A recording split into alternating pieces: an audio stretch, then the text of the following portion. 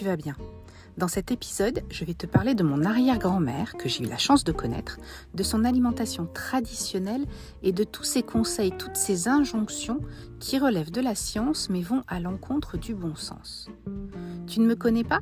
Je m'appelle Sophie Gironi, je suis coach en nutrition et tu écoutes mon podcast Autour d'un café gras, dans lequel je parle de perte de poids et de bien-être en général et d'alimentation réduite en glucides en particulier.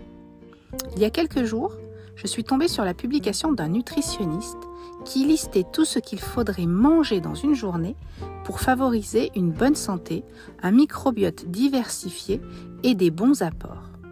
Au moins un œuf, une portion de poisson gras, une portion de viande, une poignée de noix ou d'amandes, une portion de légumes verts à feuilles, une portion de légumineuses, une portion de céréales complètes, une portion de légumes rouges ou oranges, une portion de baies, une portion de fromage ou de laitage fermenté, une portion de beurre, une portion d'huile d'olive, une portion de légumes fermentés, des graines de chia, de la levure de bière, de l'avocat.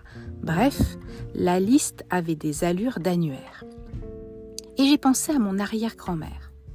J'ai eu la chance de la connaître. Elle était née en 1898 dans un petit village du Piémont, en Italie, où j'ai eu la chance de passer toutes mes vacances jusqu'à la fin de mon adolescence. Et elle était en pleine santé, mon arrière-grand-mère, tout comme son frère et les vieux du village. Elle est morte à 92 ans, soudainement, sans que je ne l'ai jamais vue malade.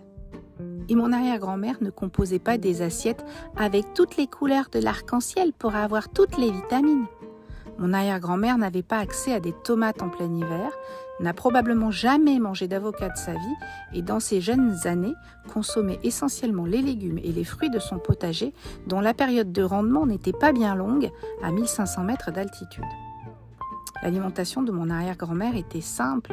Les œufs de ses poules, du poulet et du lapin, facile à élever, du cochon ou du bœuf quand on décidait d'en tuer un qui nourrissait tout le village, un peu de sanglier ramené par les chasseurs, des patates, toujours des patates, du bon beurre et du bon fromage, un peu d'huile d'olive ramenée de Toscane qu'elle conservait comme un trésor, et quelques fruits en saison, des cerises au printemps, des tomates pas toujours bien mûres, des framboises et des mûres à la fin de l'été, parfois des pêches si l'été était suffisamment doux et des noisettes parce que le Piémont c'est le pays des noisettes. Et je ne pense pas que le microbiote de mon arrière-grand-mère ait été déséquilibré ou qu'elle ait manqué de nutriments ni de vitamines. Du coup, ça m'interroge grandement sur ces injonctions nutritionnelles qu'on subit en permanence à la variété, le fameux de tout un peu qu'on nous serine à longueur de temps. Est-ce qu'on a vraiment besoin de manger des salades multicolores avec des tomates, de la grenade, des graines de tournesol et de l'avocat en plein hiver ? Est-ce qu'il est vraiment logique de manger des amandes et des myrtilles toute l'année, de multiplier les ingrédients dans ces assiettes au prétexte de varier les apports ? Je lisais l'autre fois un spécialiste du microbiote qui expliquait qu'au final, en multipliant les ingrédients dans nos assiettes, on multiplie aussi le besoin de diversification des colonies de bactéries dans nos intestins et on en divise donc l'efficacité. Du coup, je m'interroge. Est-ce qu'il ne serait pas plus efficace d'avoir une alimentation plus simple, plus en accord avec les saisons, avec un nombre d'ingrédients limité que notre corps saurait mieux reconnaître et donc mieux assimiler ? Est-ce que ce n'est pas depuis l'avènement de l'agroalimentaire de masse, avec des légumes et des fruits disponibles toute l'année dans le monde entier, que la santé humaine se dégrade ? Est-ce que ce besoin de variété n'aurait pas été créé de toutes pièces par le marketing, puisqu'il faut bien les fourguer, les tomates du Pérou qui arrivent en France en décembre, hein ? Est-ce qu'au final, mon arrière-grand-mère n'était-elle pas dans le vrai avec son alimentation que certains aujourd'hui qualifieraient d'austère ? Je suis persuadée qu'une alimentation variée est importante, attention. Mais cette variété, pour moi, devrait se trouver dans des aliments locaux et de saison. Et cette variété devrait se jouer sur toute l'année, pas chaque jour, dans chaque assiette. Notre métabolisme évolue au fil des saisons.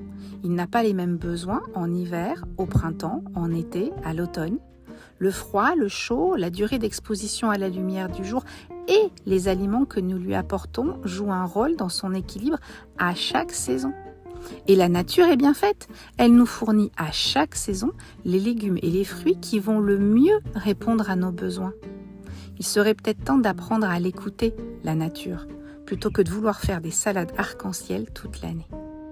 C'est tout pour aujourd'hui. Si tu veux aller plus loin, tu peux consulter mon site lesassiettes.fr. Tu y trouveras des informations, des ressources et des recettes pour mettre en place une alimentation réduite en glucides sans prise de tête. Pense également à t'abonner pour ne pas louper les prochains épisodes et n'hésite pas à me dire ce que tu as pensé de cet épisode en commentaire. À très bientôt.